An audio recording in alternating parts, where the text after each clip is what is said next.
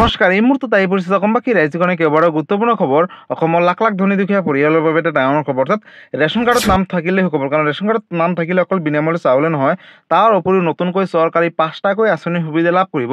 কিন্তু কি আঁচনি কেনেকৈ আবেদন কৰিব সবিশেষ জানিব। লগতে মুখ্যমন্ত্ৰী ডক্টৰ হিমন্ত বিশ্ব শৰ্মাই ৰেচন কাৰ্ডক লৈ কৰিলে বৃহৎ ঘোষণা। গতিকে ভিডিঅ'টো সম্পূৰ্ণকৈ চাওক আৰু ভালদৰে বুজি লওক। তো বলক ভিডিঅ'টো আৰম্ভ কৰোঁ। আৰু আজিৰ প্ৰথমটো খবৰ হৈছে ৰাজ্যৰ লাখ লাখ ধনী দুখীয়া মধ্যবিত্ত পৰিয়ালৰ বাবে এটা ডাঙৰ খবৰ। অৰ্থাৎ যিসকলৰ ঘৰত ৰেচন কাৰ্ড আছে তেওঁলোকে নতুনকৈ চৰকাৰী 5টাকৈ আঁচনিৰ সুবিধা লাভ কৰিব। নতুন এটা আপডেট আহিছে, আপডেটটো চাই লওক। ৰাজ্যৰ মহিলাসকলৰ বাবে 5খন অভিলাষী আঁচনি: স্বনিৰ্ভৰ নাৰী আঁচনি, সুকন্যা সমৃদ্ধি যোজনা, বিনামূলীয়া চিলাই মেচিন আঁচনি, অসম অৰুণোদয় আঁচনি আৰু প্ৰধানমন্ত্ৰী উজ্জ্বলা যোজনা। ৰাজ্যৰ মহিলাসকলক স্বাৱলম্বী কৰি তুলিবলৈ 5খন অভিলাষী আঁচনি আৰম্ভ কৰিছে চৰকাৰে। শিপিনীৰ পৰা আৰম্ভ কৰি হস্তশিল্পৰ লগত জড়িত মহিলাসকলে লাভ কৰিব এই বিশেষ আঁচনি। লগতে টেইলাৰিঙৰ লগত জড়িত মহিলাসকলৰ বাবে আছে এটা সুখবৰ। কন্যা শিশুৰ ভৱিষ্যত শৈক্ষিক জীৱন সুৰক্ষিত কৰিবলৈ আছে এটা বিশেষ সুবিধা। লগতে স্বনিৰ্ভৰ নাৰী আঁচনি, সুকন্যা সমৃদ্ধি যোজনা, বিনামূলীয়াকৈ চিলাই মেচিন আঁচনিৰ লগতে অসম অৰুণোদয় আঁচনি আৰু প্ৰধানমন্ত্ৰী উজ্জ্বলা যোজনাৰ অধীনত বিনামূলীয়াকৈ গেছ চিলিণ্ডাৰ লাভ কৰিব। আৰু এই 5 আঁচনিৰ জৰিয়তে সামৰি লোৱা হ'ব যোগ্য হিতাধিকাৰীসকলক। অৰ্থাৎ ৰেচন কাৰ্ড থাকিলেহে লাভ কৰিব। মহিলাৰ সৰ্বাংগীন উন্নয়নৰ বাবে এই আঁচনিৰ সুবিধাৰ বাবে কিদৰে যোগাযোগ কৰিব? হস্ততাঁত শিল্পীৰে জড়িত মহিলাসকলে লাভ কৰিব স্বনিৰ্ভৰ নাৰী আঁচনিৰ সুবিধা। তাঁতশালত উৎপাদিত সামগ্ৰী বিক্ৰীৰ সুবিধাও কৰি দিব এই আঁচনিসমূহে বুলি ঘোষণা কৰিছে। লগতে 10 বছৰৰ তলৰ কন্যা শিশুৰ বাবে সুকন্যা সমৃদ্ধি যোজনা আঁচনি আৰম্ভ কৰিছে চৰকাৰে। কন্যা শিশুৰ অভিভাৱকৰ ডাকঘৰত জমা কৰিব লাগিব বছৰি 250 টকাৰ পৰা 1,50,000 টকা পৰ্যন্ত। কন্যাৰ 21 বছৰ সম্পূৰ্ণ হ'লে 8% পৰ্যন্ত সুদৰ সৈতে উভতাই পাব ধন। 20 বছৰৰ পৰা 40 বছৰৰ ভিতৰত মহিলাৰ বাবে বিনামূলীয়াকৈ চিলাই মেচিন আঁচনি আৰম্ভ কৰিছে চৰকাৰে। কেন্দ্ৰীয় চৰকাৰে মহিলাসকলক আত্মসংস্থাপনৰ বাবে প্ৰদান কৰি আহিছে বিনামূলীয়াকৈ চিলাই মেচিন। দৰিদ্ৰ আৰু অসহায় মহিলাৰ বাবে অসম অৰুণোদয় আঁচনি আৰম্ভ কৰিছে অসম চৰকাৰে। পৰিয়ালৰ বাৰ্ষিক উপাৰ্জন 2 লাখ টকাৰ ভিতৰত হ'লে কৰিব পাৰিব এই বিশেষ আঁচনিকেইটাৰ বাবে আবেদন। এই আঁচনিৰ জৰিয়তে ৰাজ্যৰ মহিলাসকলে লাভ কৰিব প্ৰতি মাহে 1,250 টকা।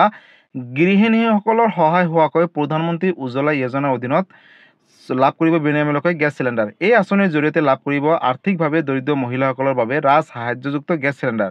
গতিকে বন্ধুসকল, ৰেচন কাৰ্ডত নাম থাকিলে অকল বিনামূলীয়া চাউলে নহয়, তাৰ উপৰিও লাভ কৰিব এই নতুনকৈ 5বিধকৈ আঁচনি।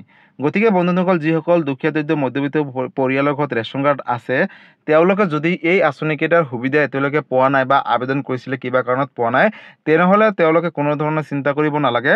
কাৰণ চৰকাৰে ইতিমধ্যে এই আঁচনিকেইটাক লৈ এটা ডাঙৰ ঘোষণা সিদ্ধান্ত গ্ৰহণ কৰিছে যে যিসকল যোগ্য হিতাধিকাৰী হ'ব তেওঁলোকে নিশ্চয় এই আঁচনিকেইটাৰ লাভালাভসমূহ ল'ব পাৰিব। আপুনি যদিহে অৰুণোদয় আঁচনি 3.0 আবেদন কৰে তেনেহ'লে অৰুণোদয় আঁচনিৰ ফৰ্মখন আনি ঘৰতে ফিল আপ কৰি ASLRMলৈ পঠিয়াই দিয়ক আৰু আপোনালোকে অৰুণোদয় আঁচনিৰ মাহেকত 1,250 টকা লাভ কৰক। লগতে যদি আপোনালোকে গেছ চিলিণ্ডাৰ বা আবেদন কৰা নাই তেনেহ'লে অতি শীঘ্ৰে গেছ চিলিণ্ডাৰ আবেদন কৰক। লগতে চিলাই মেচিন আবেদন কৰক। আৰু এই 5টাকৈ আঁচনি আবেদন কৰিব হ'লে ৰেচন কাৰ্ড থকাটো বাধ্যতামূলক। যিসকল পৰিয়ালৰ ৰেচন কাৰ্ড আছে তেওঁলোকে এই 5বিধকৈ আঁচনিৰ সুবিধা ল'ব পাৰিব। যদিহে আপোনালোকে এতিয়ালৈকে আবেদন কৰা নাই তেনেহ'লে অতি শীঘ্ৰে আবেদন কৰক। আৰু যদি এইকেইটা আঁচনিক লৈ কিবা সুধিবলগীয়া জানিবলগীয়া আছে আপোনালোকে মোক কমেণ্ট কৰি জনাব, মই নিশ্চয় ৰিপ্লাই দিবলৈ চেষ্টা কৰিম। লগতে যদি আপোনালোকে এই আঁচনিকেইটা বিষয়ে ভালকৈ জানিব বিচাৰিছে তেনেহ'লে মোক এটা কমেণ্ট কৰি জনাব, অথবা ওচৰ চুবুৰীয়া CSC চেণ্টাৰ দোকানৰ সৈতে যোগাযোগ কৰি এই আঁচনিকেইটাৰ সুবিধাখিনি আপোনালোকে ল'ব পাৰিব। লগতে বন্ধুসকল, কি ডকুমেণ্টছ লাগিব যদি আপোনালোকে সবিশেষ জানিব বিচাৰে মোক এটা কমেণ্ট কৰি জনাব।